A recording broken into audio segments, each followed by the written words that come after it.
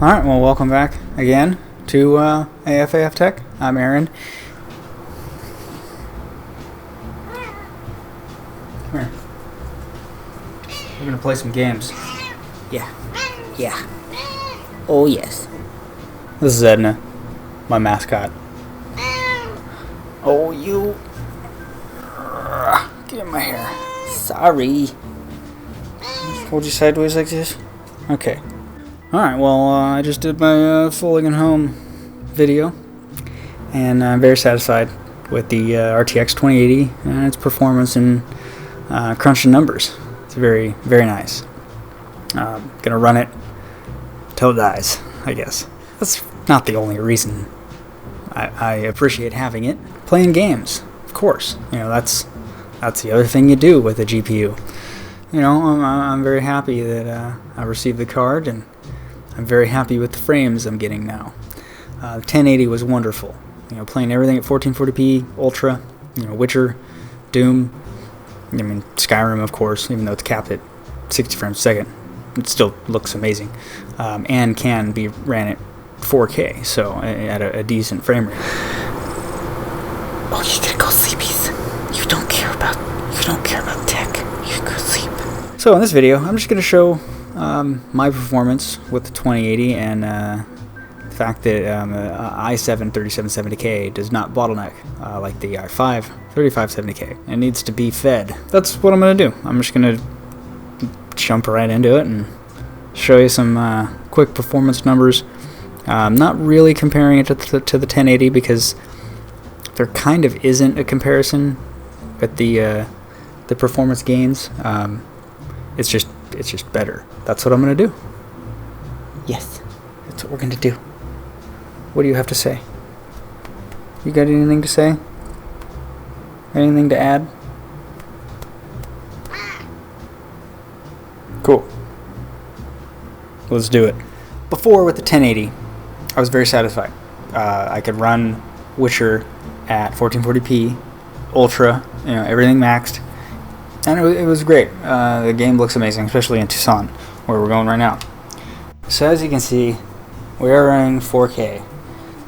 No VSync, unlimited frames per second, full screen, no hairworks. We got background characters ultra, shadow quality ultra, and off. So there you go. It's completely maxed. And 68 frames a second. I think not recording with OBS kind of helped that a little bit. Well, I'm not going to do a mission, but this is just in city, you know, which usually takes a lot of CPU horsepower to run because all the drunk people everywhere.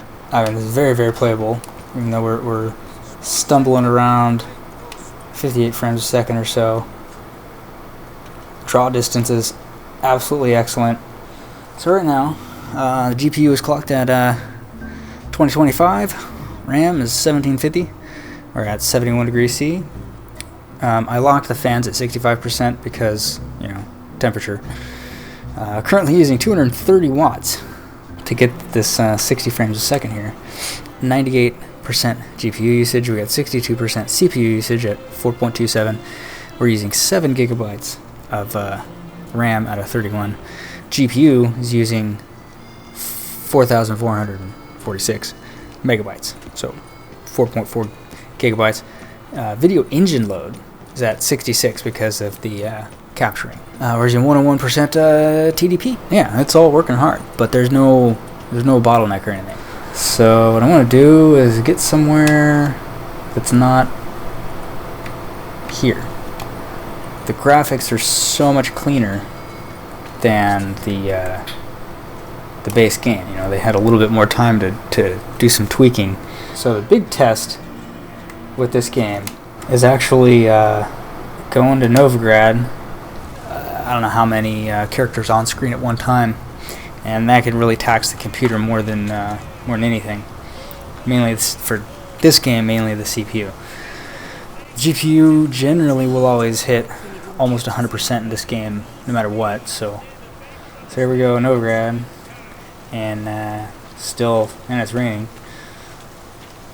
So now we have, you know, water effects and stuff on Geralt, but all these characters running around, and we're still at 59 frames a second. GPU is still 98%. Using 4.1 gigabytes of RAM, so less RAM, but you know, that's whatever. 7.6 gigs on the system memory. CPU is up to 80% though, so to render all these people is considerably harder. So here we go out in the open, and our frames dropped just into loading.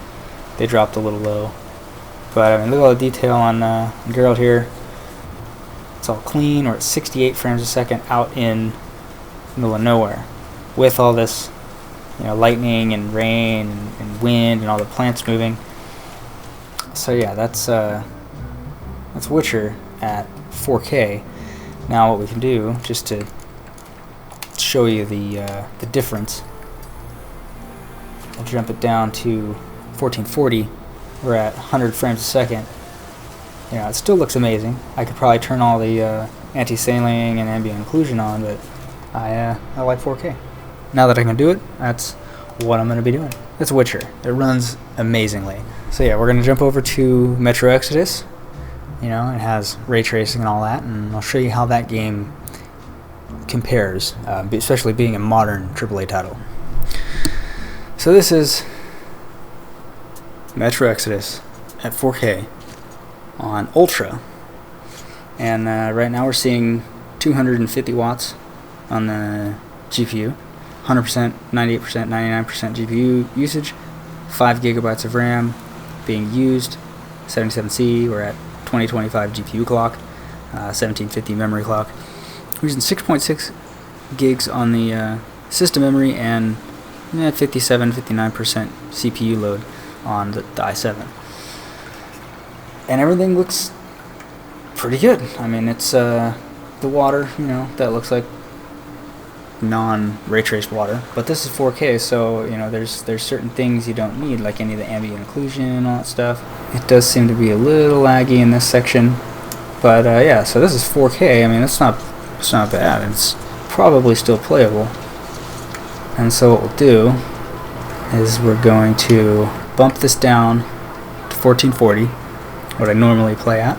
I'm going to kick this up to extreme, and we're going to put on ray tracing ultra. Got to apply the changes. Alright, so this is fully ray traced, 1440p. We're using 8.1 gigabytes of system memory.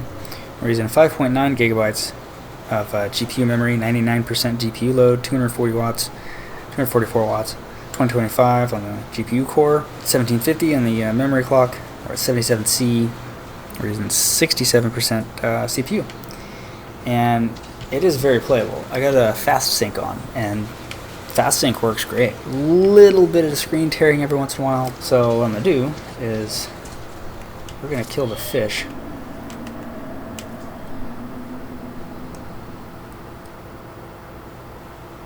And he comes out. Keep in mind, all the light is real light in this, essentially. Die fish. Right down, fish! Skewered him. Alright, so yeah, this is fully ray traced, and it's more demanding to run this way than at 4K, but it looks great. And I've been borderline like I like it. I like the idea. I've liked the idea since what, like 2004, when they first demoed it on like a server with like 2 or 4 Xeon processors or something like that. It was a server board, and they're just demoing it with spheres and metallic objects and with the Quake 4 engine, and they were still only getting like 20 frames a second. But the concept, it worked, and that was way back then. So now, being able to run it on your own system and have it work is just phenomenal. I mean, it does take a lot more system resources. That's Metro. And then we'll just show you some other benchmarks of like Doom, because Doom's awesome. Even the main menu is ray traced, around 260 watts on the main menu. Just to show this. I mean, that's kind of crazy. Probably one of my favorite games of all time. Doom 1, Doom 2, not Doom 3. Doom 3 could use some ray tracing though. That would probably help it, and some character speed, because damn. Same thing with Metro. He's just so slow. So after playing this Doom, and hopefully Doom Eternal, very excited for that. Games like Halo and even Call of Duty and any game, any first-person shooter in the last 20 years, they're just so slow. It's just, I mean, they're unbelievably slow. You get these super soldiers that are just, they're walking like they're going through the grocery store. It's annoying. So Doom can run on practically anything until you really start to push it. And then it really shows that, you can't really just run it on any system. Start the run. Alright, so we're at 90 frames a second. And this is 4K. 3 of them. Go away. Okay. So, settings. We're running OpenGL. I noticed that Vulkan, I think there's some frame time issues there. It's a little, there's a little bit of input lag. I noticed that I play better with on OpenGL. All the frames are rendered faster. Something. I don't know. The system memory is at 8.3 gigabytes.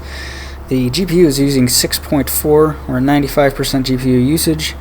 Running 73C, 250 watts, 63% CPU. We're running at we got everything on Ultra and Nightmare. Anthroposcopic, we could probably turn that thing down. We actually don't even need it. Bloom. Video 4K 16:9. We got the TSSAA at 8 times. Probably don't need it.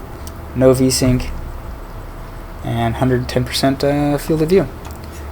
And so this is what it looks like. 97 frames, 100 frames a second, 101, and it plays just beautifully.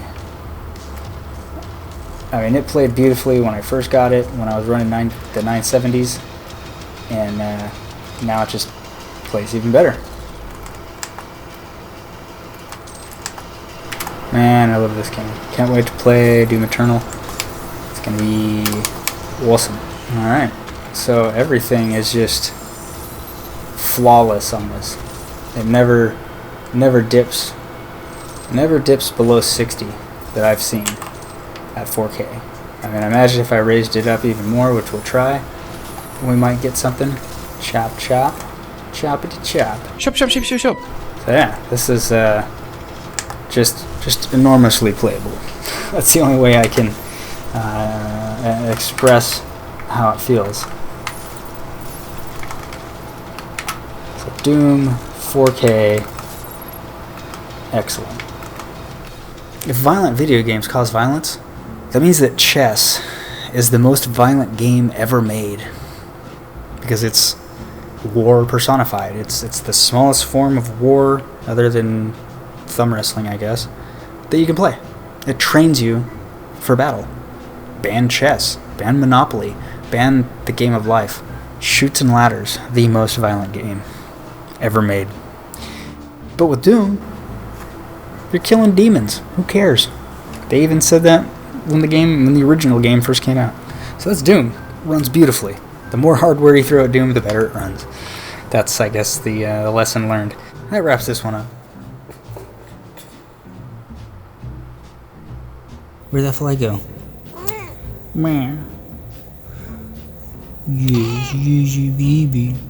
You my baby.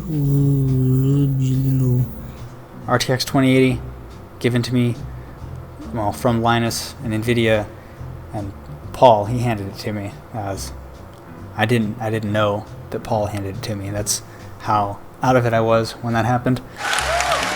For you, sir. Congratulations. Use it well. Completely speechless. Obviously, if you've seen the video, then you know. Like and subscribe and give a thumbs up, thumbs down. I guess that's what like and subscribe is. So like and subscribe. I guess dislike if you dislike stuff. Ring the bell and buy Linus Tech Tip merch, I guess. And yeah, I'll see you in the next video, and I'll figure something else out. I think I got another idea. Maybe.